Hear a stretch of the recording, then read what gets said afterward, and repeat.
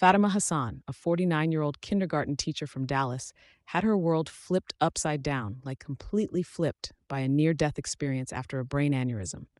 What she saw when she was technically gone has doctors scratching their heads like crazy and her old mosque community seriously worried, and some are even angry. So, okay, it was just a regular Wednesday morning, October 19th. I'm Fatima Hassan, and I was in the kitchen, like always, getting breakfast ready for Omar, my husband, before he headed out to his construction job.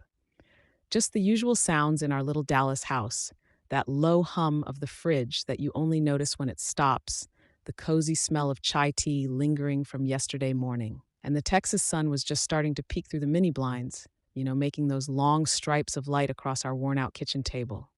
It was normal, too normal, maybe. I was 49, and life was, well, it was my life.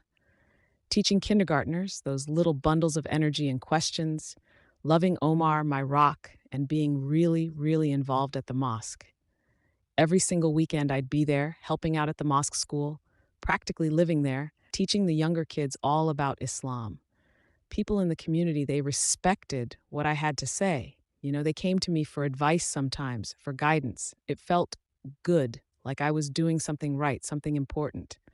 But that morning, there was just this tiny little niggle, this subtle unease that settled over me right in my chest, and my head was starting to pound behind my right eye. Just a little at first, like a normal tension headache.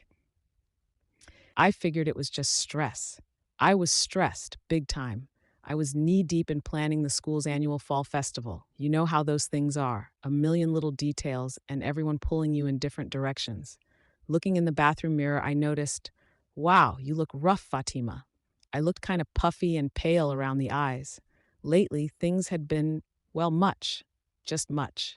Everything felt heavy, and my niece, Aisha, bless her heart, she'd been talking to me about how she was questioning things faith-wise because of her college friends.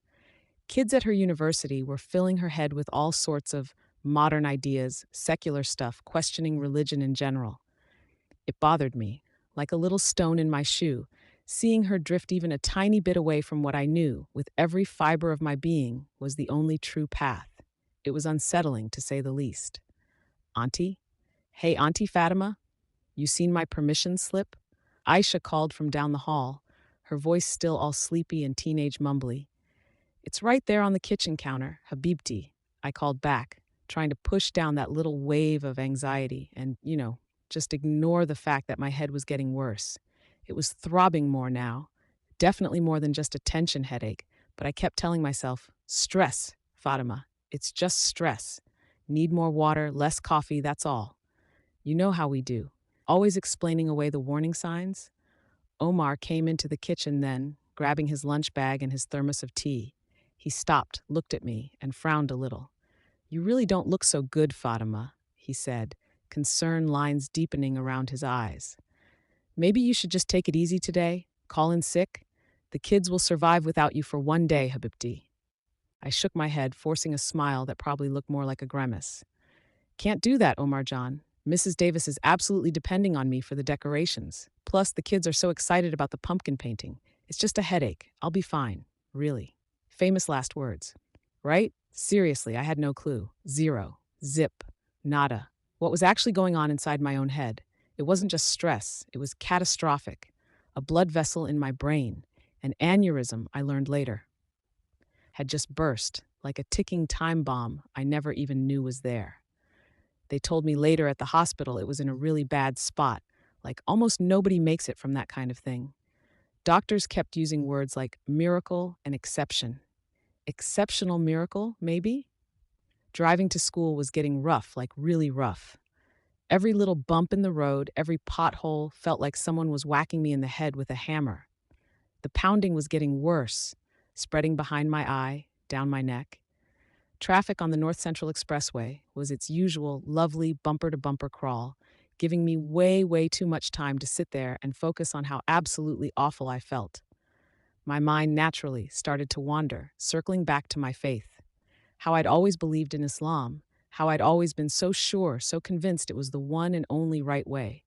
My whole life, everything I'd built, was based on that certainty. I finally pulled into the school parking lot and just Sat there in my car for a long, long minute, engine still running, just trying to get it together, trying to breathe through the pain.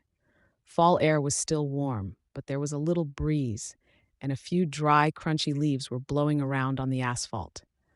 Watched them swirl and dance for a second, and it made me think of, well, something from the Quran about how fragile human life is, like those leaves in the wind, tossed around by fate, by Allah's will, by destiny.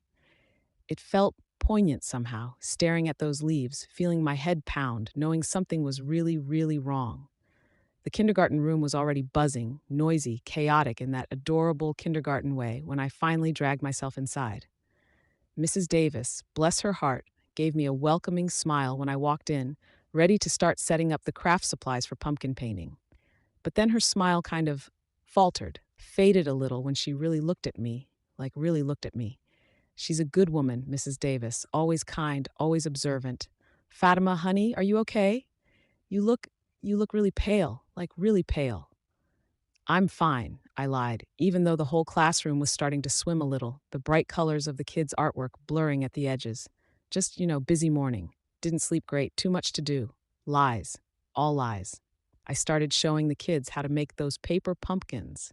The simple kind you fold and cut, trying to focus on them, on their little faces, on the bright orange paper, anything to distract myself from the agony in my head.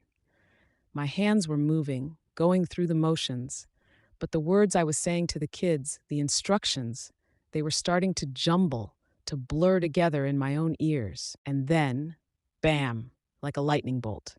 The headache, which I didn't even think could get worse, exploded. Just exploded. Like someone shoved a white-hot poker, glowing red, right through my right eye socket, straight into the center of my brain. And at the exact same moment, I got slammed with this wave of nausea, this dizzy, spinning, sick feeling, like I was going to throw up right there in front of the kids. The scissors I was holding clattered to the floor, bounced once, and I just instinctively, desperately, grabbed the edge of the craft table, those little kid-sized tables, to try and hold myself up, to not just collapse. I tried to say something, anything, to tell Mrs. Davis I wasn't feeling well, to ask for help, but no sound, not even a whisper, escaped my lips. The whole room went sideways, tilted, spun around me like I was on some crazy carnival ride gone wrong. And all the kids' faces, Mrs. Davis's face, the colorful posters on the walls, the bright construction paper, just dissolved into a big, swirling, chaotic mess of colors, shapes, and light, all spinning, spinning, spinning. Mrs. Davis's voice suddenly sounded like it was coming from super, super far away, echoing down a long tunnel. Someone get the school nurse, now, hurry. Next thing I knew, I was falling, just falling, down, down, down. I could hear the kids making noises, little gasps and whimpers, scared little sounds. And Mrs. Davis yelling, her voice sharp with panic. And the lights in the classroom, those awful headache-inducing bright fluorescent lights, got even brighter for a split second, like they were going to burn out, and then just went black. Complete, utter blackness. My very last conscious thought, just before everything went dark, was of Isha, my niece, and a desperate, silent prayer for her to somehow find her way, find some solid, real ground to stand on, some true guidance in all the confusion of the world, and then nothing, just gone. Then the pain just stopped, just like that, completely, instantly gone, vanished, and instead of pain, there was this incredible feeling, like liberation, like I was lighter, floating, rising up, up, up, out of my body, out of the classroom, out of everything I knew. I could still somehow see the classroom down there. Mrs. Davis kneeling beside me, her face white with worry, the kids all huddled together, freaked out, their little eyes wide with fear. But it was like watching a movie on a tiny screen, far, far away, distant and muted, like it was happening behind a thick pane of glass. Unreal. The last sound I registered, the very last thing I heard before everything really, really changed, was someone yelling, really urgent, frantic even. She's unresponsive, no pulse, we need to start CPR now. And then, truly, completely, finally, darkness. But not really darkness. Not like the darkness of night or closing your eyes, more like everything went silent, utterly, completely silent, and still, impossibly still. And then something else started, something vast, something beyond words. The shift, the transition, was indescribable, insane. beyond anything I could have ever conceived of in my wildest dreams or nightmares. One second, I was aware of the fading chaos of the kindergarten classroom, the frantic voices, the fear in the air. The next, I was here, wherever here was, enveloped, immersed, swallowed whole by what I can only even begin to try and describe as an immeasurable, infinite sea of light. But to simply call it light, that's like calling the ocean a puddle, utterly inadequate. This light was not merely illumination, not just photons bouncing around. This light was alive, conscious, all knowing, resonating, vibrating, pulsating with a truth that was so far beyond, so utterly transcendent of all earthly understanding that it made everything I had ever believed, everything I'd ever known, feel like childish fables. My body, poof, gone, vanished. No more weight, no more limits, no more anything physical. Just me, my mind, my soul, my spirit, whatever you want to call that essential core me-ness. It was expanded, bigger, wider than I ever could have imagined possible. Like I could perceive reality, all of reality, from a vantage point that was not just beyond the limitations of time and space, but beyond the limitations of understanding itself. Time itself, completely, utterly, and hilariously irrelevant, didn't exist, had no meaning. I could have been present in this light for a fleeting fraction of a second, or for countless eons, stretching back to the very beginning of everything and forward to the unimaginable end. Who even knows? Time was just a silly human concept. The very first sensation that washed over me, flooding through whatever I was now, was the complete, utter, and glorious absence of earthly pain. That head-splitting, mind-numbing agony of the aneurysm? Poof. Gone. Just gone. And replaced by peace. Not just regular peace, not just calm or quiet, but a profound and all-encompassing peace, deeper than any peace I had ever even dreamed of experiencing in my earthly life. A peace that resonated at the very core of my being, a peace that felt eternal. But even this incredible, overwhelming peace, it wasn't the final destination, not even close. It was, I now understand, just the entry point, the welcoming committee, maybe, the beginning. As I moved, or perhaps was moved, through this boundless, infinite expanse of living light, I began to experience what could only inadequately be called a life review. But again, not like watching some boring home movie of your past. Nothing like that. Instead, it was like living it. Living every single moment of my entire life all over again, but simultaneously. Every second, every day, every year, all happening at once. And feeling everything. Not just my own emotions, not just Fatima's feelings, but also somehow the ripple effect of my actions, big and small, on every single soul I had ever encountered, ever touched, ever even thought about. I felt the pain I had inflicted, even unintentionally, the casual unkindnesses, the sharp words spoken in anger, the moments of impatience and judgment.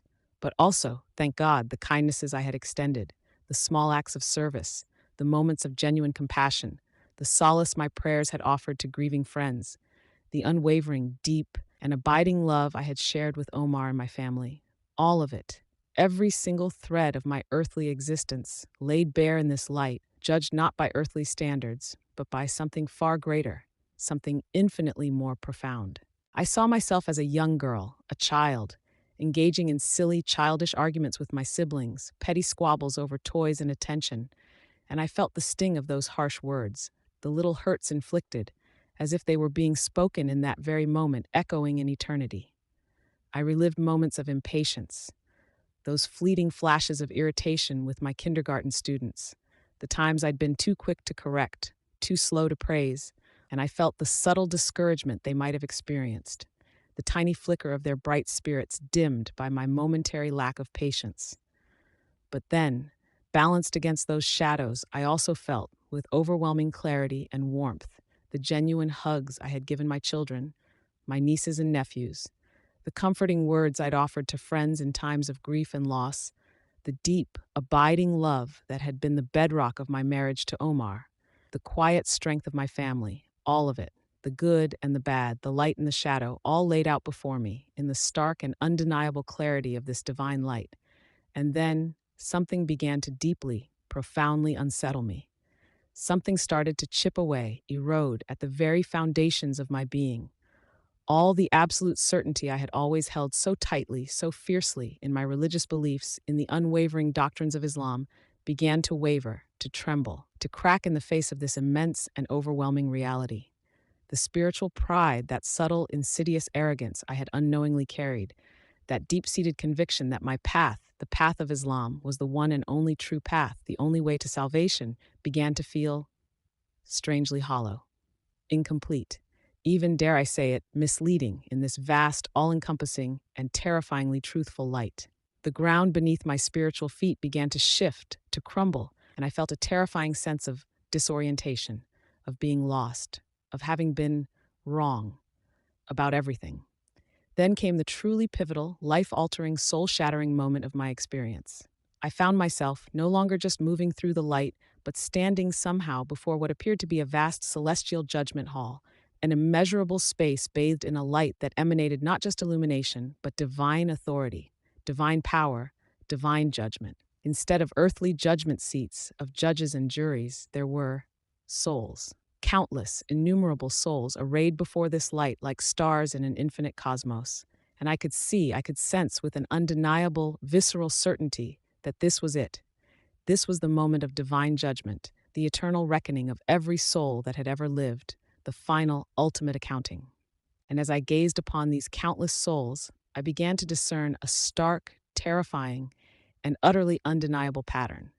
Some souls, many souls, in fact, radiated with an extraordinary, breathtaking light, a brilliant inner luminescence that seemed to emanate from their very core, shining outwards, illuminating everything around them. These souls, I was shown, I knew with absolute certainty, had lived lives centered on an unwavering, transformative faith in Jesus Christ. They had embraced the holy sacraments, lived their earthly days guided by Christian principles, and dedicated their lives, their very beings, to his service. Their light shone brightly, a living, breathing testament to their profound and devoted adherence to the Orthodox Christian faith. And in stark, horrifying contrast, I saw others, so many others, souls who were dimmed, their light flickering weakly, struggling against an encroaching darkness. Souls who, I was shown, had rejected Christ, who had consciously turned away from him or simply ignored him, dismissing him as irrelevant. Souls who had followed other paths, other gods, other beliefs, or no beliefs at all. Souls who had lived lives marked by spiritual indifference, by worldly pursuits, by self-centeredness, by darkness. And then a vision unfolded before me, vast and terrifying in its scope. Paths. Millions upon millions of paths, stretching out in every direction, branching, diverging, twisting, turning, an infinite labyrinth of spiritual choices. Many of these paths I could see seemed outwardly appealing, even beautiful, adorned with the shimmering illusions of worldly peace, earthly enlightenment, and comfortable self-righteousness. But I was shown with an undeniable, soul-chilling certainty that only one path, and only one path alone, led to true salvation, to eternal life in God's boundless grace. The narrow, often difficult, and frequently misunderstood path of Orthodox Christianity. All the other paths, though often wider, more popular, more comfortable, and more appealing to worldly sensibilities, ultimately, inevitably, led away from the light, towards spiritual darkness, towards eternal separation from the divine source, towards hell.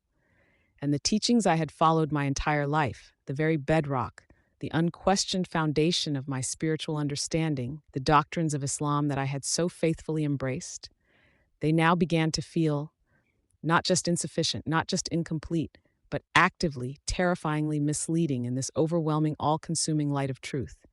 And the realization crashed over me, wave after wave, chilling me to the very core of my being. I had been on the wrong path. I had been walking away from the light, towards the darkness. And the consequences were eternal, absolutely, irrevocably eternal. And that thought, that terrifying, earth-shattering thought, that thought changed absolutely, irrevocably everything.